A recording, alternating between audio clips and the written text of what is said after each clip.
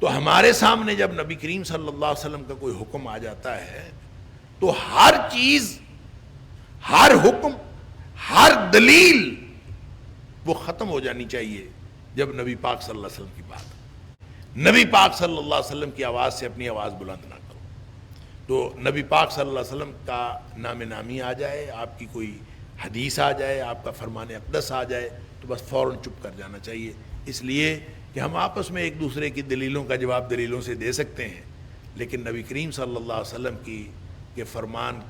کے بعد ہمارا چپ کرنا بنتا ہے، بس اس کے بعد ہمارے پاس کوئی جواب نہیں۔ اگر پھر بھی بولتے رہے، نبی پاک صلی اللہ علیہ وسلم کی بات آ گئی پھر بھی بولتے رہے، آپ کا فرمان اقدس آ گیا پھر بھی بولتے رہے، ان تحبط اعمالکم، کہیں ایسا نہ ہو تمہارے سارے اعمال ضائع ہو جائیں، اس لیے کہ نبی کریم صلی اللہ علیہ وسلم کی شان میں گستاخی پر اللہ ناراض ہو جاتا ہے۔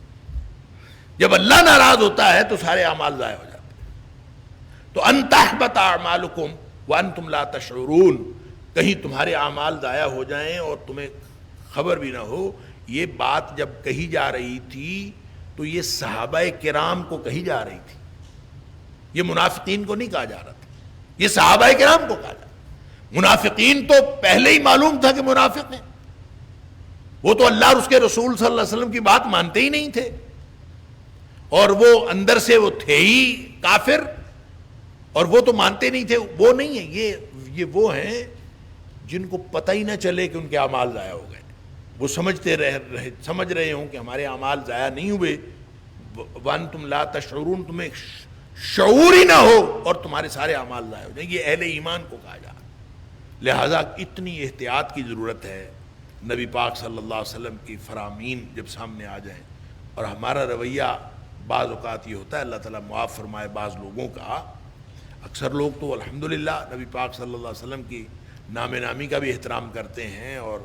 نبی کریم صلی اللہ علیہ وسلم کا فرمان اقدس آ جائے تو اس کا بھی احترام کرتے ہیں، لیکن بعض لوگ جو ہیں وہ اس قدر اللہ تعالیٰ معاف فرمائے بحث کے اندر،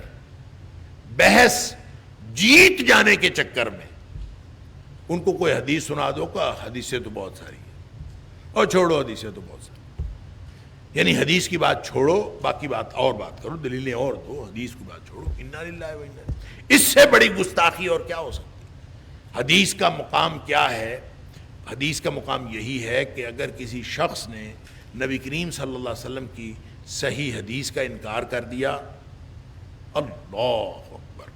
تو اس کے سارے عمل ضائع ہو جائیں۔